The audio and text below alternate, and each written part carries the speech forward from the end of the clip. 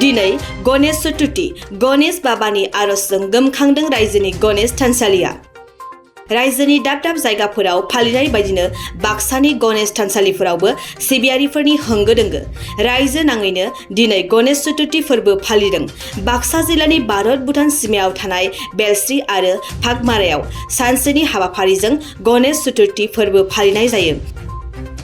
ओनसोलनि रायजोफोरा फोरमायनाय बायदिब्ला बेलस्रि, सेरफांगुरि, नांगोल बस्ति, थामा बस्ति आरो फागमारायाव गोबां बोसोरनि सिगांनिफ्रायनो हाग्रानि मैदेर ओनसोलनि आबादारि रायजो राजाफोरनि गोबां माइ आबादजों लोगोसे न' बां बिफां लाइफां खहा खालामनायजों लोगोसे गोबां सुबुंनिबो जिउ गोमादोंमोन।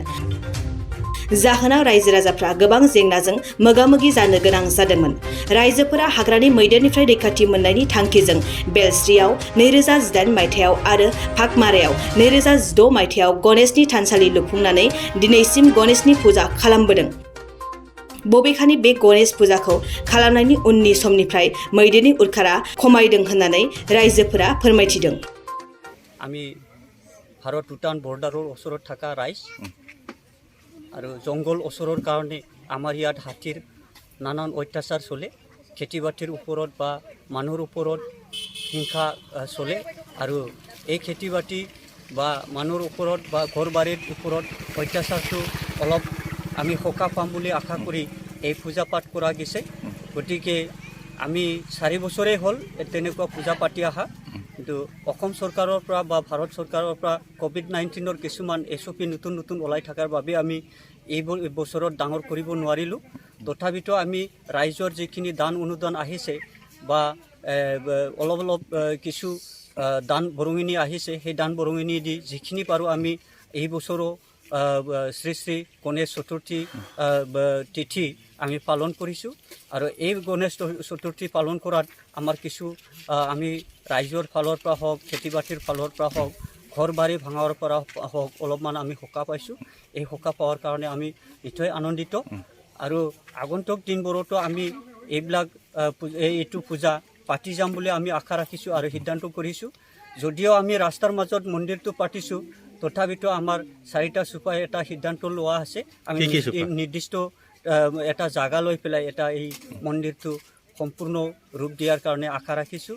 আৰু আমি ৰাইজৰ সহায় সহযোগিতা লৈ পেলাই বা ৰাইজৰ সহায় আমি বিচাৰি হ'লেও আমি মন্দিৰটো ভৱিষ্যতে ভালকৈ গঢ়ি তুলিম বুলি আমি আশা ৰাখিছোঁ। কি চুপাৰ দলক লাগি আপোনালোকে পূজাটো চুপা আমাৰ তামাং বস্তি আছে, বেলশ্ৰী আছে, বেলগুৰি, চেৰফাংগুৰি সেই 4টা চুপা আমি লগ লাগি পেলাই এইটো ফাৰ্ষ্ট বৰ্তমান পূজা ক'ত হৈছে এতিয়া আমি আমাৰ এইটো চেৰফাংগুৰি বেলশ্ৰী চাৰিআলিত হৈছে। এই পূজা আমি আজি নহয় 4 বছৰে আমি ইয়াতে পাতিছোঁ। আৰু আগন্তুক দিনত যদি আমি ভাল ঠাই এটা পাওঁ তেতিয়াহ'লে আমি নিশ্চয় আমি ভালকৈ মন্দিৰখিনিও কৰিব পাৰিম। আৰু ভালকৈ আমি যেতিয়া কোভিড-19ৰ মানে কিবাটো প্ৰভাৱটো নাইকিয়া হ'ব তেতিয়া আমি ভালদৰে ডাঙৰকৈ পাতিম বুলি আশা ৰাখিছোঁ। আগতে এই অঞ্চলত হাতীৰ ওপৰতো বেছি আছিল নেকি? হাতীৰ অত্যাচাৰ আজি নহয় বহুত আগৰ পৰাই আমি যেতিয়া ইয়াতে বসবাস কৰিব লৈছিলোঁ তেতিয়াৰ পৰা নানান অত্যাচাৰ চলিছিল। মানে ঘৰ ভাঙাৰ পৰা এটা পৰিয়ালৰে মানে 2-3টা মানুহ মাৰাৰ পৰা লৈ খেতি বাতি তহিলং কৰা অনেক তাৰমানে আমি কষ্ট পাইছিলোঁ ৰাইজে। সেই গতিকে আমি এটা সিদ্ধান্তত আহিলোঁ। 4টা চুপাই এটা আলোচনাৰ মৰ্মে আমি এই গণেশ চতুৰ্থী শ্ৰী শ্ৰী গণেশ বাবাৰ নামত আমি সেই পূজা পাঠ কৰাৰ কাৰণে আমি সিদ্ধান্ত গ্ৰহণ কৰি 4 বছৰ হ'ল আমি এতিয়া এই পূজা পাঠ কৰি অলপ পৰিত্ৰাণ পাইছোঁ। আৰু তাৰমানে এই পূজাটো অনুষ্ঠিত কৰাৰ পিছত হাতীৰ উপদ্ৰৱটো কমিছে? নিশ্চয় কমিছে।